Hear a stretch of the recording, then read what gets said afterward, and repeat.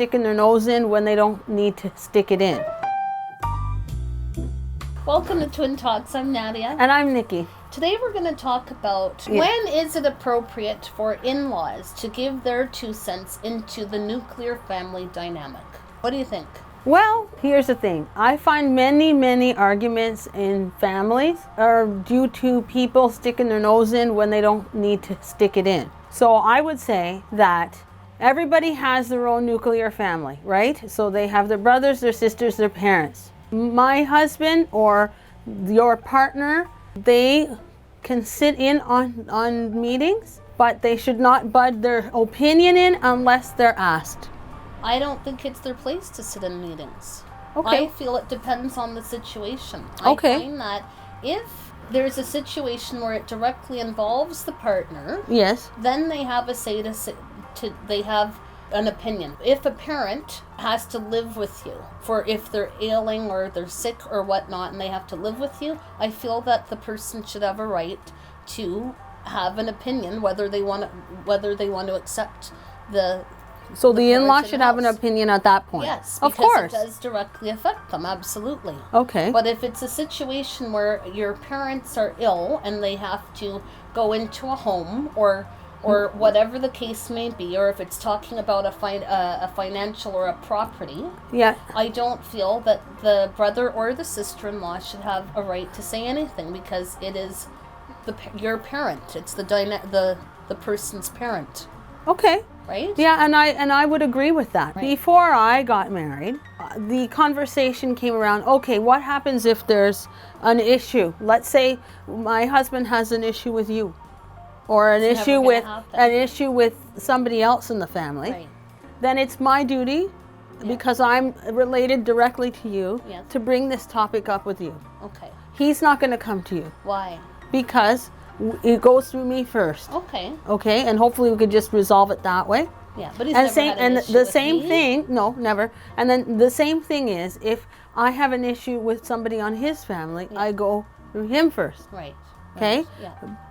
But when it comes to dealing with our parents, that is our nuclear family's responsibility. Right. So to restate, if I had to, like, if something was wrong with his parents, then his siblings deal with that, and I only comment when I'm asked. Yeah. Otherwise, I stay out. Okay, but period. So if there's a meeting, yes, with his family with respect to his parents, yes, are you in that meeting? I am not in the meeting unless they all formally ask me to be there. Okay. That is, I mean, the rules are going to be different with everybody. Right. I'm just saying that this is the issue of conversation, and it is my opinion that you stay out if you are not asked, and if they don't ask for your opinion, you don't give it. Yes. When you give an opinion that it's not asked, an unsolicited advice or opinion, I think it causes a lot of problems in the family dynamic. And I think that when you're growing up with your siblings, there's already a family dynamic. Yeah. And it gets tricky when the sibling gets married. Yeah, right? or sees somebody, or is living with somebody. Or is living or in a relationship with someone. I think it's a tricky dynamic. But I think if the relationship with all the siblings want to be sustained and have a good, healthy relationship, it's important that there's boundaries and a structure with respect to who deals with the parents and who's allowed to say anything.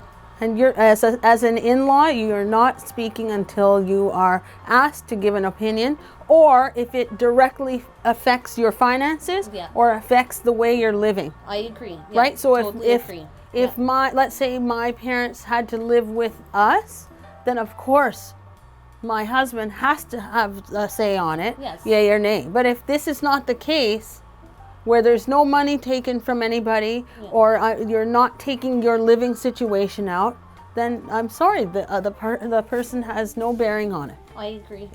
What do you guys think, audience? Yeah. Well, we'd love to hear your comments. Yeah. Do you think that the in-laws have a right to have an opinion when it comes to your immediate parents? Yeah, and your where parents. they live, or whether they are in a home or not, or whatever the situation may be. Do the in-laws have a say, or should it be directly with the nuclear family and siblings? That's the question. That's the question. Because I think a lot of families get into hot water when people do not stay in their lane. Or, in other words, stay in your lane or mind your own business, right? And that's my opinion. Maybe other people have a different one, but mine is, I'll deal with it myself, with my own parents, and my partner will deal with his own parents, and I will only come in when I'm asked. Yep. My husband and I had that conversation too before we got married, so that we would not have issues. And so far, so good. So far, so good. Yeah. Right? Yeah. So that's our opinion. Like it or lump it. Hope you like us on Facebook, Instagram, and YouTube. Don't forget to subscribe. See you next time on Twin Talks. Oh, yeah. What is the topic? Does that make sense?